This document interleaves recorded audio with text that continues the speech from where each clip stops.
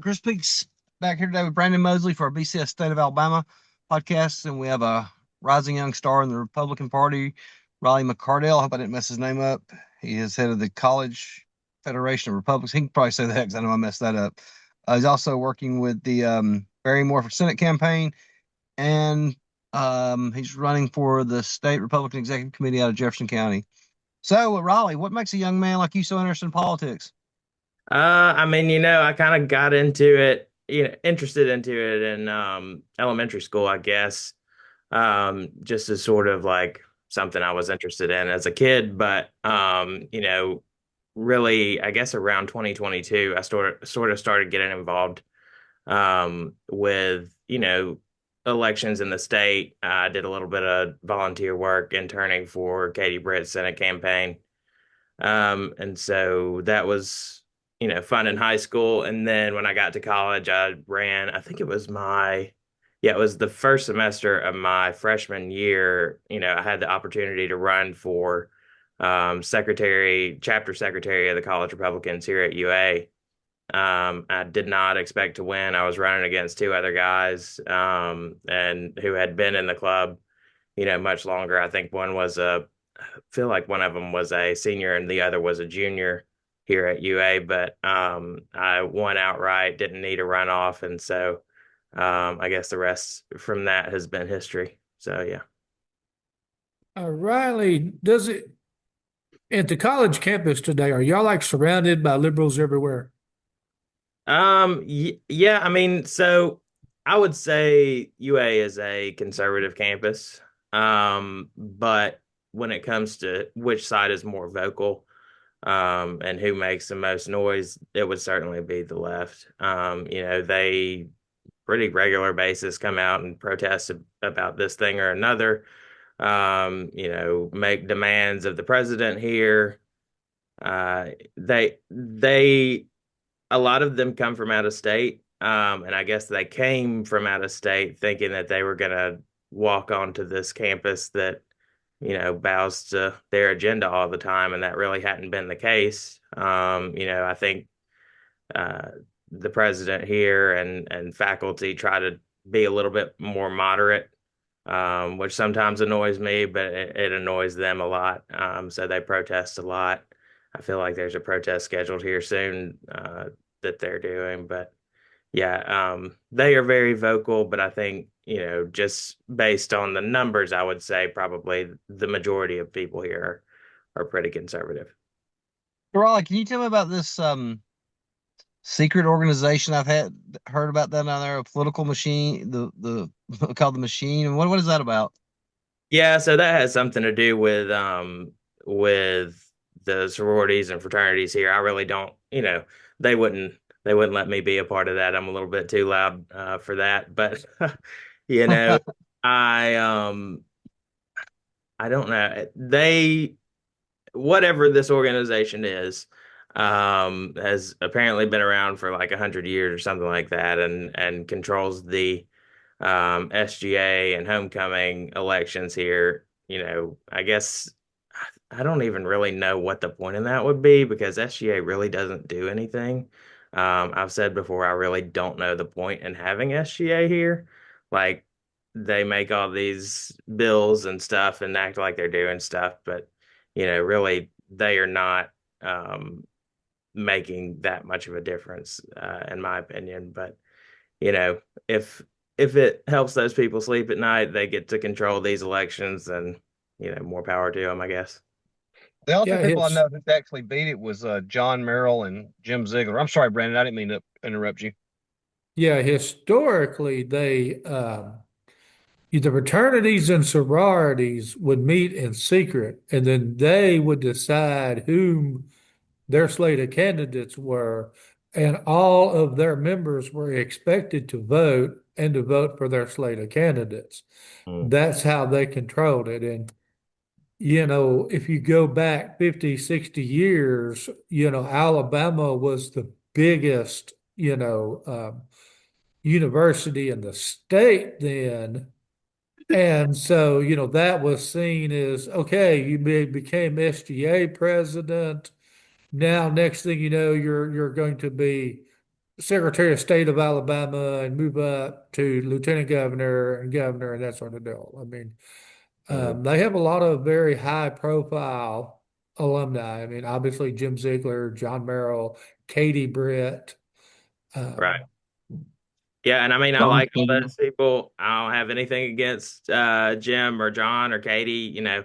I know all of them, and they've done some incredible stuff for the state. But just the SGA thing, I don't know much about it. I don't really have anything to do with it. But I do my stuff on the college Republican side, and that's been enough to keep me busy for the past 4 years. So Raleigh, you're working with campaigns. Do you have political ambitions yourself? Do you want to be in office one day, or you just like the I campaign don't work? know. I mean, it'll depend on, the time and place and, family, stuff like that. But, if the opportunity ever arose and, you know, I felt like I could be effective, maybe. But, I'm happy where I am right now working on Congressman Moore's campaign. It's a wild ride. We got the Trump endorsement, and it's kind of been all uphill from there. So, yeah. Riley, for the viewers that don't know, explain what the Republican State Executive Committee is. Yeah. So the state executive committee, I'm currently on it. So I keep telling people I am basically running to hold on to some of the power I've already got through the college Republicans. So state executive committee, there are about 500 members that are from every county where we've got a county party, and they govern the Alabama Republican Party. And so there are 500 or so of those. And then out of those, there are 21 who are steering committee members. Probably a lot of people have heard a lot about the steering committee in the past week or so, whether that's a good thing or bad thing. But those 21 really are where I heard somebody say where the power's really at. And, I can't really um, put it any better than that. Yeah. So, like, we vote on how we're going to spend money and you know what bylaws and stuff we're going to put forward. So and then this past week some stuff on candidates for office. But so basically we just govern the state party. um it's not like a full-time job or anything like any other elected Yeah, office. it pays nothing. Right, right. So that's we meet, steering committee meets once quarterly, and the state executive committee meets twice a year. So it's not too much of a commitment, and it's kind of fun to just to be in there with all the people who are also committed to the state party and growing it, making sure we're on the right track. Raleigh, speaking of that, earlier this week when they removed Dean Odle from the ballot, this law or rule about what not having something about not running against Republican in 6 years or not supporting the ticket. Do you Mhm. think that's a fair law, or is that kind of an overreach into people's rights to choose who they want? Well, so I kind of think about it this way. So, like, it's what we call it is the sore loser law. So, like, if you run for the Republican nomination in a race, and you lose, and there's no proof of it was stolen from you or anything like that, and you choose to run as an independent, or another party, and you run in the general election to beat a Republican nominee, sort of what the party says is, well, since you've done that, we're not going to let you run on the Republican ballot anymore, basically because you've sort of, said that because the Republican Party didn't pick you this time, you know, I'm going to run against a Republican just because I want to be elected. And so I kind of view it as the Republican Party is a private organization. We're not a state agency or anything like that. And so um, on our primary ballot, I feel like it is. We're not saying you can't run in the general election as an independent or whatever, but I do feel like it's okay for us to say, if you've run against us in the past, or at least the recent past, we don't feel like it is fair for you to run against people who have always been committed to the party and always been committed to, electing our candidates. So, I think a lot of people have a lot of different opinions on that. That's just my opinion, but yeah, I mean, I know other people have different points of Great view on it. explanation. That's a great explanation. And the state executive committee, you're running for Jefferson County. So that means that Jefferson County Republican primary voters who take the time to go all the way to the bottom of the ballot, Yeah, they're the ones who elect you. You're not on the general election where everybody can vote. And you won't show up on the Democrat ballot, but you're just running on the ballot for Republican primary voters. If you're not a Republican, you won't, that's for somebody else. right. So I'm currently, because I am statewide chairman of the College Republicans, the party gives all of the auxiliary groups, the chairman of those, a spot on the state executive committee and also a spot on the steering committee. And so auxiliary groups, it's me, Tiffany Noel with the AFRW, the Republican women, George Williams with minority GOP, Stephanie Patelos with Young Republicans. So we make up the auxiliary groups on that. But whenever one of us decides to step down from our chairman position of whatever auxiliary group, we also give up the seat on the state executive committee and on the steering committee with it. So basically, I'm not going to run for reelection in April at College Republicans because I'm graduating. I don't really want to take that opportunity away from other people who are actually currently in college. But so I'm going to step away from that, but then run for state executive committee so that I can hold on to a little bit of that control. And just for a point of clarification for the viewers, Dean Odle did not break a law. What Right. he broke or has been accused of breaking is a Alabama Republican Executive Committee rule. Right. And I've been on the executive committee myself, and I'm running again in St. Clair County. Mm-hmm. We voted on, I remember when we voted on that rule, we passed the rule that you can't like run as a Republican in a primary. And then, of course, used to, we had different qualifications for, I mean, then run as like Reform Party or Libertarian or something. And all of a sudden, the person you had to campaign against once, you're campaigning against again.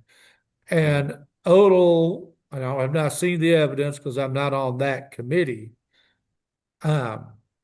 is accused of having run a write-in campaign. He did exactly that.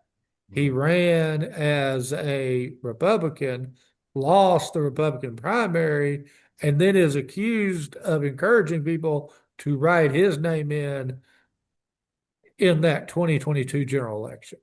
Right. So yeah, he didn't break any state law, but we have bylaws, and I think the sore loser one, I believe, first like got its start, I guess, either in the 80s or 90s, and it's been amended so many times after that. But yeah, I mean, it's been around for a while. Everybody, at least everybody who is on the state executive committee knows what it means. I don't know if Dean knew that was a consequence of running a write-in campaign when he did.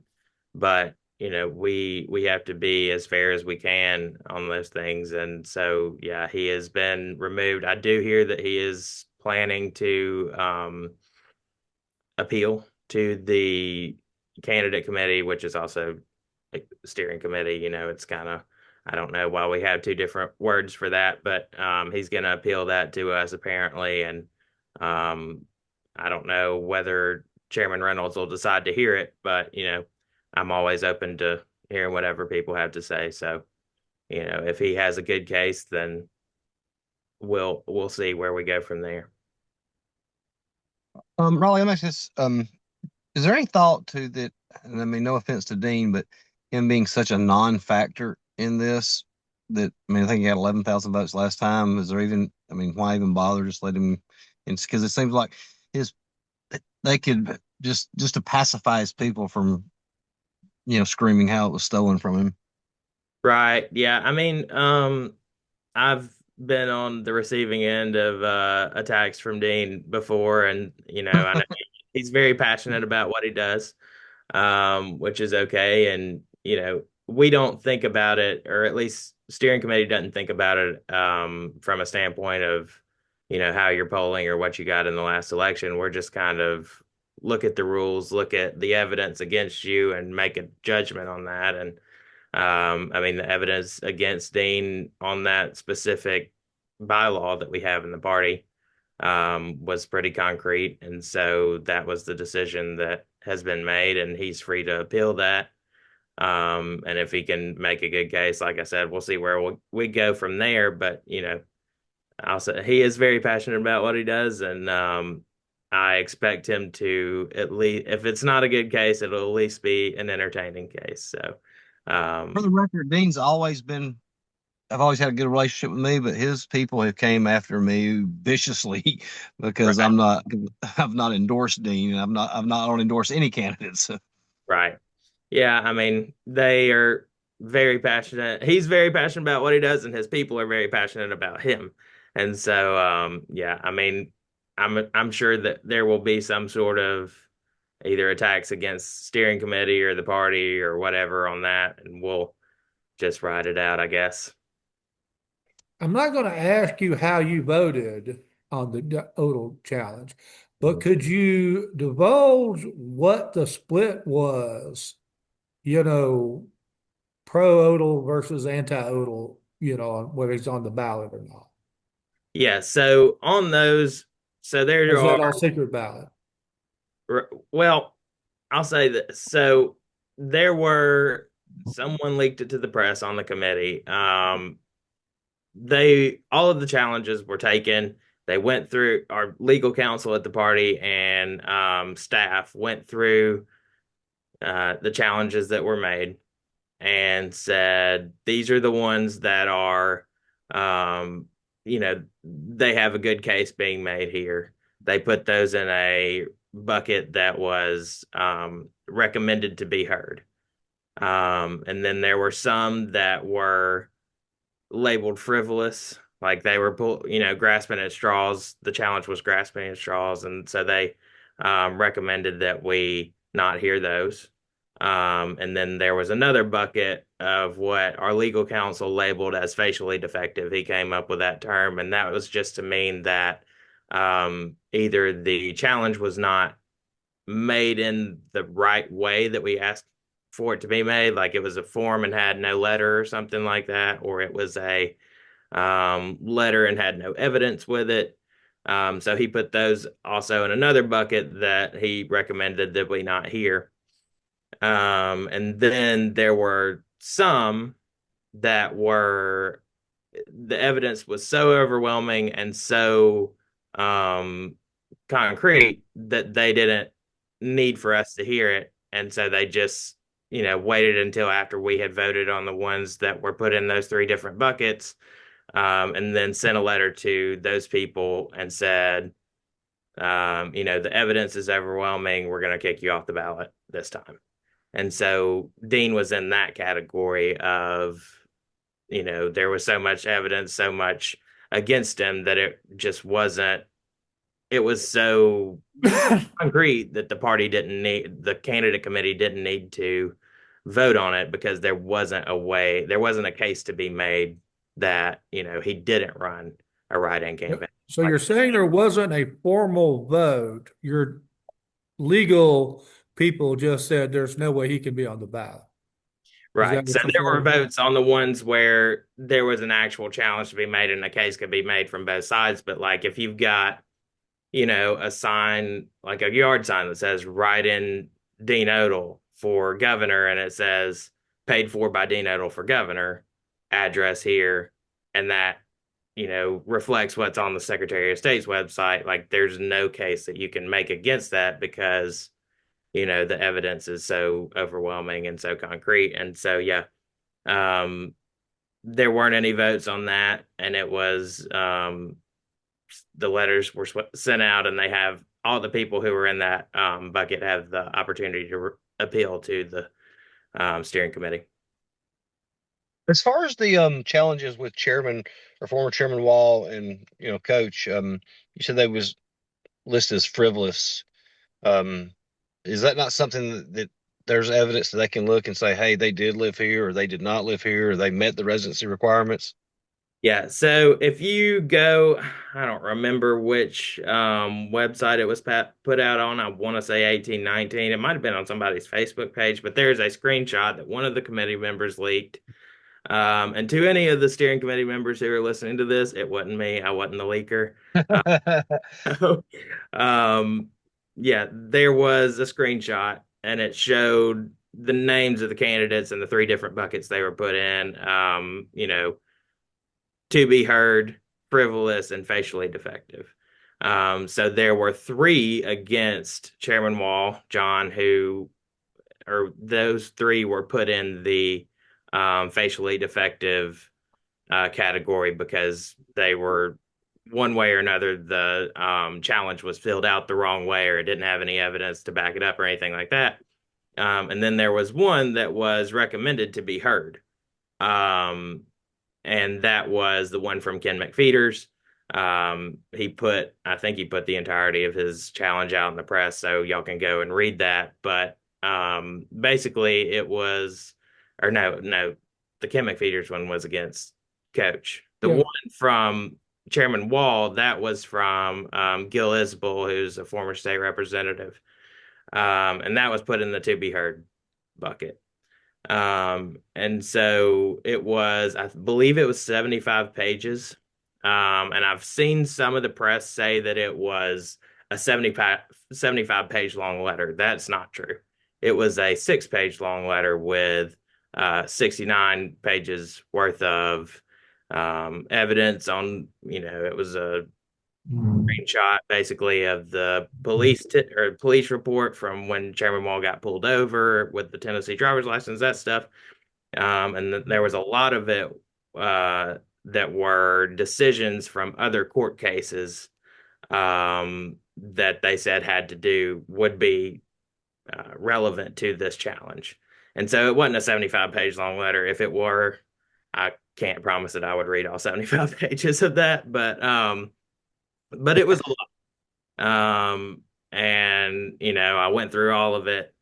And the night before the call, like this had been sent out to us. This challenge had been sent out to us the night before the call.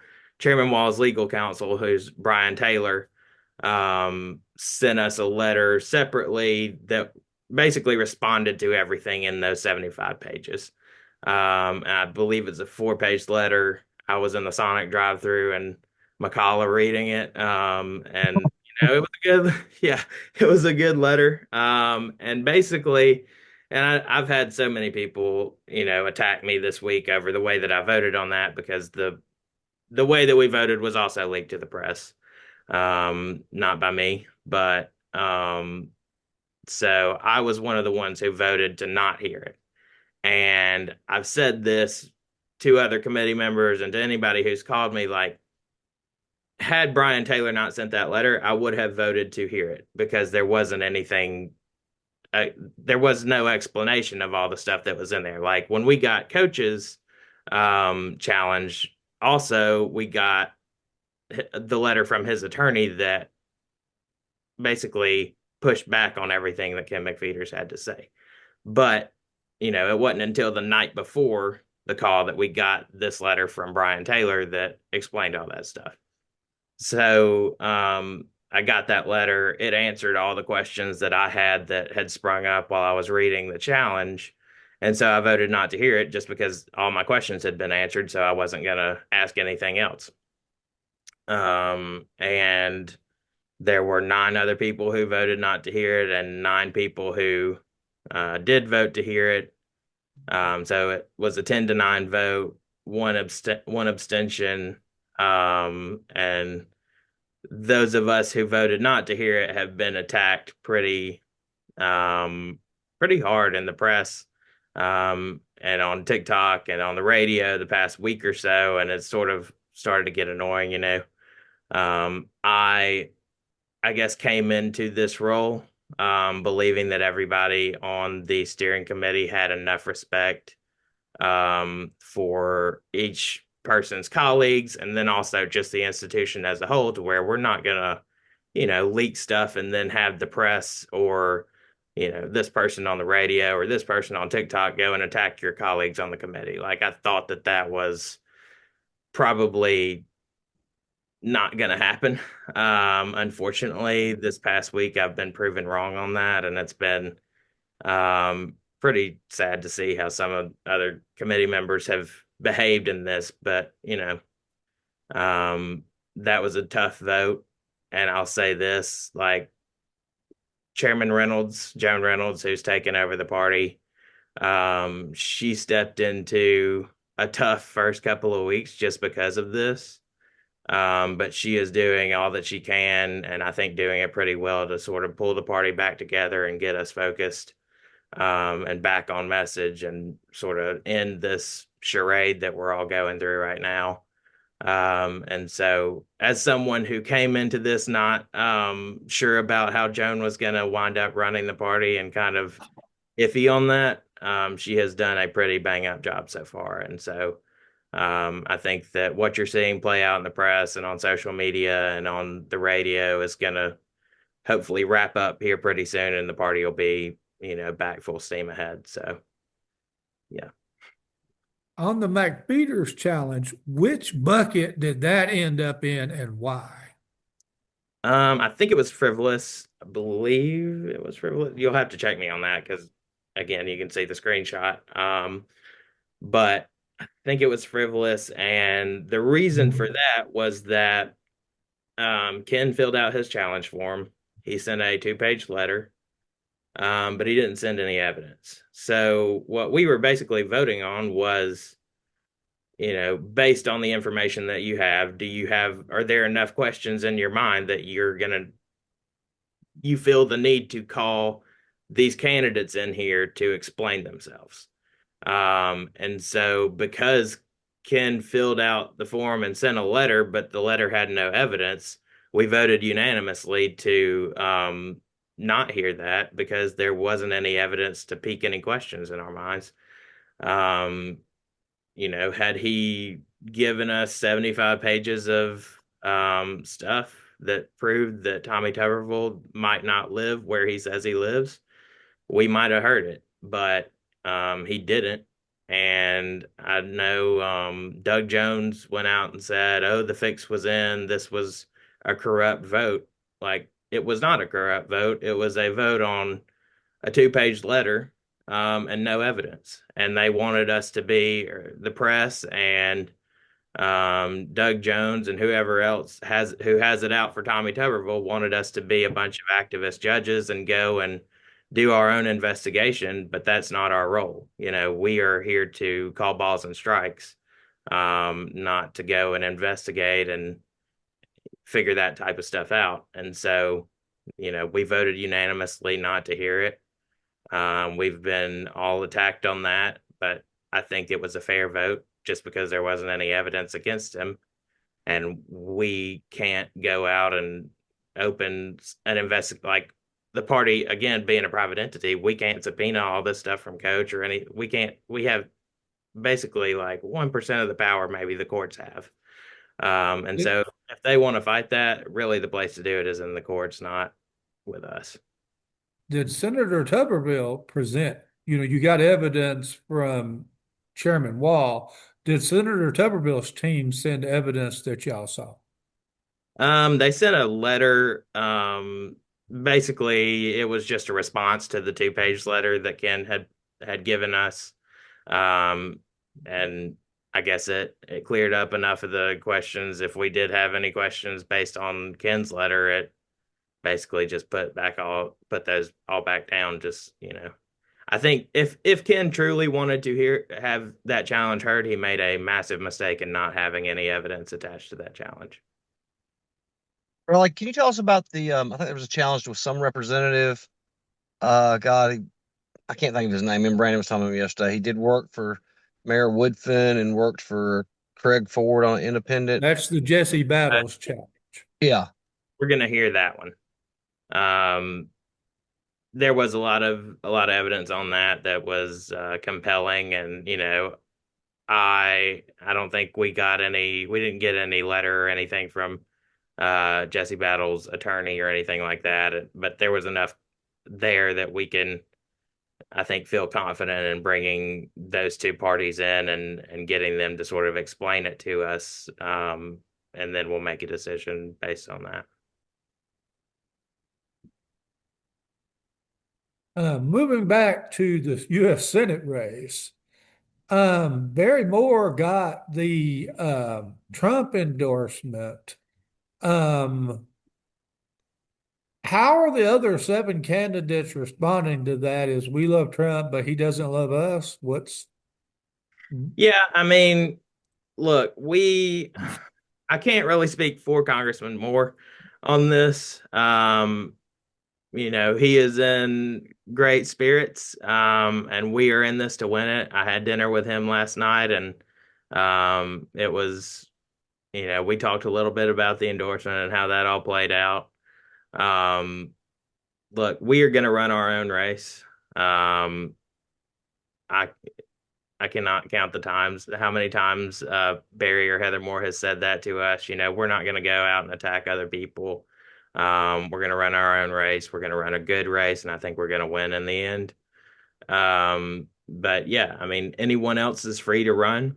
And I like a lot of the people. I work for the Moores, and I've said I'm endlessly loyal to Barry and Heather Moore because they have been incredible to me, and I'm gonna be loyal to them for as long as they'll have me. But like there are other people in the race who I, on a personal level, really like.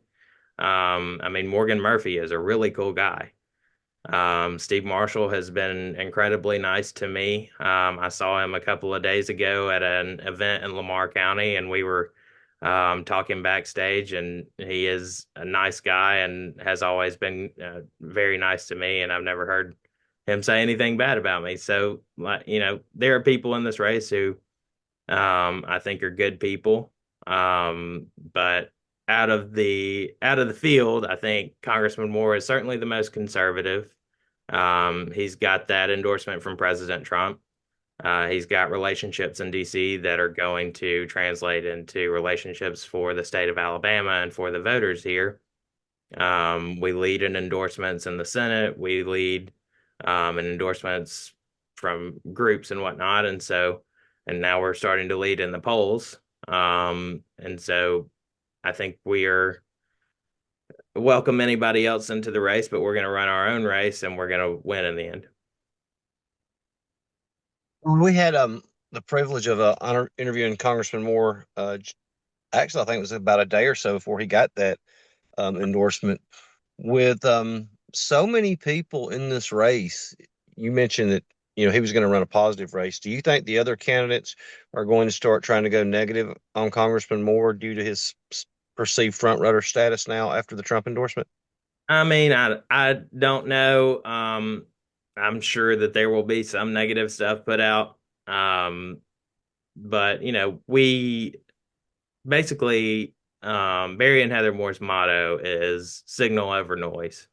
So, when people attack us or attack him for this thing or that thing or this vote or, how close he is with the White House and the president, we certainly we see all those comments. I run his social, or I'm one of the people who runs his social media. So I see all those comments, and sometimes they are very unfair, and I want to go in and jump and fight with those people. But we have, I think it's approximately 100 days from today. It's May 19th, and we are going to run as hard and as fast as we can toward that day.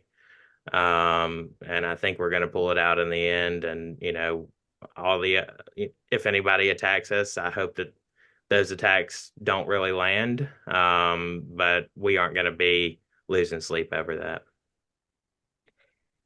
assuming that Barry Moore is the nominee, How concerned are y'all that because it's a midterm and there's not a Donald Trump or a Republican presidential nominee on the ballot, that, a Kyle Sweetser or a Dakari Lariat might be able to pull enough moderate Republicans and moderate independents, and get out the Democrat vote and actually make this a competitive race. Because I mean, last time, Katie Britt completely annihilated poor Will Boyd. Right. Yeah, I mean, I think it'll be, look, Alabamians are very conservative. We know our values in this state, and those values don't line up with the Democratic Party's current trajectory. And so, like I said, I can't really speak for the campaign right now, but we are pretty confident that we're gonna have this race, the primary race. I think we're gonna win, and then yeah, I mean, just because of how conservative Alabama is and how much Barry Moore's voting record and um, just his own values, Heather Moore's values, align with the rest of the state. I think that we won't have any problem winning a general.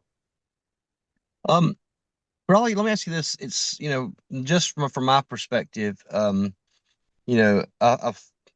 followed this pretty close, and it seems like that Congressman Moore is outworking everybody. He's speaking in one group after he's doing media with everybody.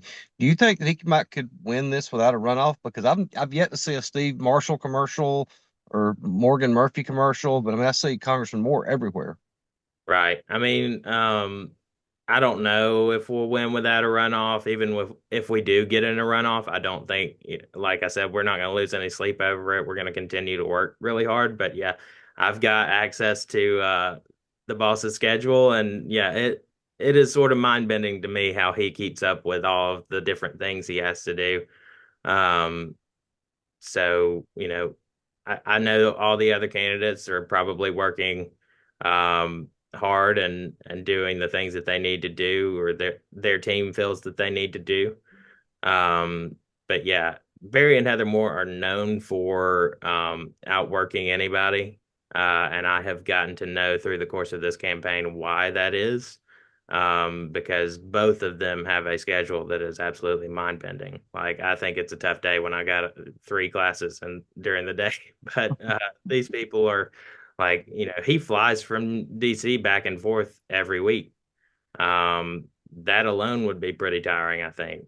But they are extremely deep in their faith, and I think that that's really what gives them strength and lets them sort of get through this. Uh, for anybody, though, it's really difficult to put your name on a ballot and have to go out and work to earn the trust of people. And so, Barry is trying to encourage the other candidates in the field and other candidates in other races around the state just to kind of stay in there. He's been through however many campaigns at this point that have been really tough campaigns. I'm sure you remember his last one down south against Jerry Carl was, super tough. But he is encouraging other candidates, whether they're running against him or running against somebody else or not running against anybody really at all. But he knows how difficult it is to run in a not even statewide race, and now he's getting to learn that. But yeah, I mean, they've got an insane amount of energy, and that is sort of mind bending for me. Yeah. I know that Congressman Moore was always close to Marjorie Taylor Greene. And how how upsetting was it for Barry? I mean, probably a better question for Barry, for her to go off the Republican reservation and then get sideways with the president like she did this past year. When we were on top of the world, and then Marjorie, I don't know, just kind of went Fruit Loops there. Yeah, I mean, I can't really, like I said, I can't really speak for Barry or Heather on that. but and I really don't even know the answer to that question just because I haven't asked. Um, but yeah, I mean, she's free to do what she's free to do, and the president and her, I know, have had a falling out, and that is between them. And I don't think that's just another thing that Barry and Heather can't really afford to lose sleep over in this. And so, I'm sure that they have their own feelings about it, but I haven't really asked, and I can't really speak for them. But you know, it is what it is, I guess. Raw, you mentioned doing the social media stuff. Is that your position with the campaign, or what do you actually do? Yeah, so I'm social media manager, and then I run the interns. We have about 30 interns who I think they're all really cool and really an asset to our team. Um, and so that is sort of my role. And then I dabble in other things, like I go and speak when I can to whatever group on behalf of the boss. He is, because he's a member of Congress, he's up in DC a lot of the time when other candidates are down here and can make those events. They all have, or most of them have, jobs outside of the campaign, but because they're in state, they can finish up at 5 o'clock and go do an event. But Barry can't do that, and so Heather is all over the map. I am trying to beef up my schedule on going to speak to people. This week, I did wind up at the Lamar County Republican Party's what I thought was going to be a meeting, just for the few people or however many people are members of the Lamar County GOP. But I walked in there and there were about 150 people there, and it was a full blown candidate forum that I didn't realize that was what I was doing. And so I ran outside and got on the phone with Heather, and I was like, hey, this is really not a Riley sized crowd. This is more of a Barry or Heather sized crowd. And so what do I say? But I think I pulled that off all right. And Steve Marshall was there, and Rodney Walker, and some other candidates. And it was a little bit bizarre for me, 22 years old, walk out there after Steve Marshall and give a speech for my boss who's in DC. But we're gonna make ends meet with our time on this, and I'm happy to pitch in on that as much as I can. When will the steering committee meet for the formal challenges? Mhm. Jesse Battles, Doc Mancuso, I think there's another one that y'all are actually going to hear, as well as appeals from like Dean Odle. Yeah, I think we are supposed to meet. It is around Valentine's Day. I don't remember the exact date. It's on my calendar, but it's around Valentine's Day. Riley, it was great having you on. We've had you for over 45 minutes now. Is there anything you'd like to add before we let you go? Oh, hold I on. don't I think want to ask so. you. Oh, Y'all let me have ask any? you one more question. Let me ask you one more Okay. question, Riley, before you finish up. Hey, I've heard that you're talking about Heather. I've heard that she's actually, a great speaker. And I know there was mention earlier of her about considering running for Barry's seat. Do you think that she'll ever run for office one day? Uh, I hope so. Just to be honest with you, I mean, she is really a great speaker and a talented, I don't really want to say politician because she's not really a politician, but she's a talented campaigner. She is certainly this campaign's biggest asset. And I know it sounds like, I mean, somebody's going to say Riley's kissing butt here, but like she is, I think she's like the smartest person on this campaign, and I get to work with her every day, which is a blessing.